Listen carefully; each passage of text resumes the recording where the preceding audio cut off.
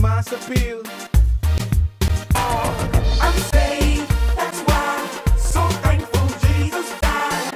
Got my angels on each side, serving the Lord with a real big smile. I'm saved, that's why. So thankful Jesus died. Got my angels on each side, serving the Lord with a real big smile. The guy in the mass appeal. Should he go home? he was like, you don't care, he's not doing it, you know? And I think eventually, like, they just got one of the other engineers to do it and gave him a different project, but he was like, I'm not doing it. Right. And I remember when he told me that, I thought to myself, like, Donnell, that's good. To be honest, you probably would burn in hell. Because you probably would do the job. I was like, listen, bro, whatever it is, man. And I was just like, and that's the first time I ever, because I would have done it. Like, I don't care. It's like, design the mosque, who cares? I'm like, design the mosque, it's a building. You know what I'm saying? But for him, because for him, he was thinking, this is not, my name is not going to be on, you know, when you come, and you're like, oh, beautiful mosque, designed by such and such, the born-again Christian minister of God. Yeah. It's like, you don't want his name in that now. So like, that was an example of somebody whose conviction was strong enough that he was like, I will not do it. Yeah. And to be honest, he was stronger than me because I thought, it didn't cross my mind. Like, had he not said that, I would have never thought of objecting. I'd be like, okay, design a mosque, it's a building. Is that selling out?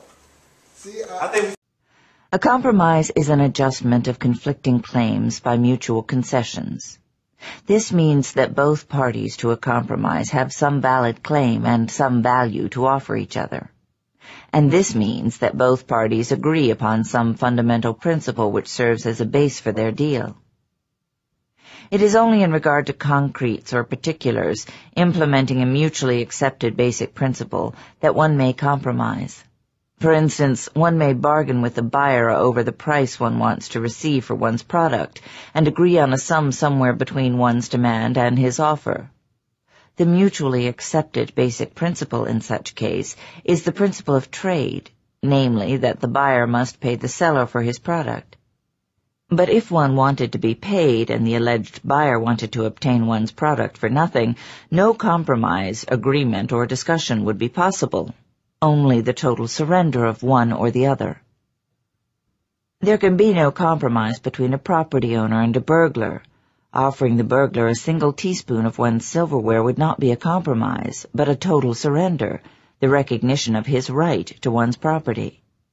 What value or concession did the burglar offer in return? And once the principle of unilateral concessions is accepted as the base of a relationship by both parties, it is only a matter of time before the burglar would seize the rest.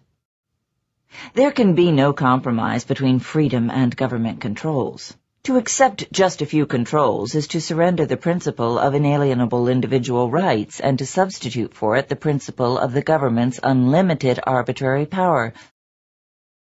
There can be no compromise on basic principles or on fundamental issues. What would you regard as a compromise between life and death? Or between truth and falsehood, or between reason and irrationality? Today, however, when people speak of compromise, what they mean is not a legitimate mutual concession or a trade, but precisely the betrayal of one's principles, the unilateral surrender to any groundless, irrational claim. The root of that doctrine is ethical subjectivism, which holds that a desire or a whim is an irreducible moral primary, that every man is entitled to any desire he might feel like asserting, and that the only way men can get along together is by giving in to anything and compromising with anyone. It is not hard to see who would profit and who would lose by such a doctrine. The immorality of this doctrine, and the reason why the term compromise implies, in today's general usage, an act of moral treason, lies in the fact that it requires men to accept ethical subjectivism as the basic principle superseding all principles in human relationships, and to sacrifice anything as a concession to one another's whims. Hi, I'm Angel, and I just wanted to invite you out to Nexus. We have just finished our last session on moral compromise, and we're really looking forward to you joining us next month, August 2nd for our next session. We're going to be talking about social media and its impact on our culture. And we're going to touch on topics that include MySpace, which is exempt, but I used to really get down with MySpace. Facebook, we're going to mess with Twitter, those who like to tweet. We're even going to mess with stuff like ChristianMingle.com. Trying to meet somebody Christian, you can put up your profile and think the Lord is going to bring you guys together. That's alright, I'm not hating, but we will deal with it. eHarmony, Equally Yoked, all these different efforts of social media to try to recreate how our culture is defined. So definitely be out here August 2nd and be a part of this. Social media affects me, social media affects you. Let's hear about it. Join us for some intelligent conversation. We're looking forward to seeing you there. See you. If I came this way,